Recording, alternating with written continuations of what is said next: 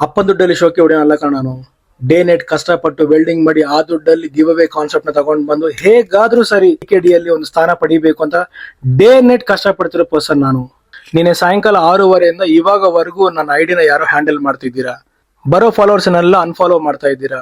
ನನ್ನ ಲೈಫ್ ಹಾಲ್ ಮಾಡೋದು ನಿನಗೆ ಏನೋ ಬರುತ್ತೆ. ಯಾರೋ ನೀವೆಲ್ಲ ಒಂದ್ ಕಡೆ ನನ್ನ ಲೈಫ್ ಹಾಲ್ ಮಾಡ್ತಾ ಇದ್ದೀರಾ, ಇನ್ನೊಂದು ಕಡೆ ನನ್ನ ಫ್ರೆಂಡ್ ಪ್ರಾಂಕ್ ಕನ್ನಡಿಗಾಗಿ ಕೆಟ್ಟದಾಗಿ ಕಾಮೆಂಟ್ ಮಾಡ್ತಿದ್ದೀರಾ, ಅವನ ಕೆಟ್ಟ ಮಾತಲ್ಲಿ ಬೈತಾ ಇದ್ದೀರಾ.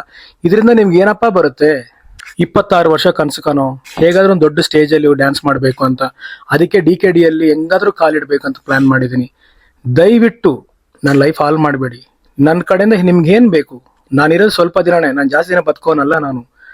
ನಾನು ಹೋಗೋವಾಗ ನಾನು ಆರ್ಗಾನ್ಸ್ ನಿಮ್ಗೆ ಬರ್ಕೊಡ್ತೀನಿ. ದಯವಿಟ್ಟು ಬನ್ನಿ, ನನ್ನ ಹತ್ರ ಕುತ್ಕೊಂಡು ಮಾತಾಡಿ. ಈಗಲೇ ನಿಮ್ಗೆ ಅಗ್ರಿಮೆಂಟ್ ಹಾಕ್ಸ್ಕೊಡ್ತೀನಿ. ನಾನು ಸತ್ ಮೇಲೆ ನಾನು ಏನದಿಂದ ನೀವು ಚೆನ್ನಾಗಿರಿ. ಇಷ್ಟು ದಿವಸ ನನಗೆ ಸಪೋರ್ಟ್ ಮಾಡಿರೋ ನನ್ನ ಫಾಲೋವರ್ಸ್ಗೆ ತುಂಬಾ ಥ್ಯಾಂಕ್ ಯು ಹೇಳಕ್ ಇಷ್ಟಪಡ್ತಾ ಇದ್ದೀನಿ. ಯಾಕೋ ವಿಡಿಯೋ ಮಾಡೋ ಮನಸ್ಥಿತಿನೇ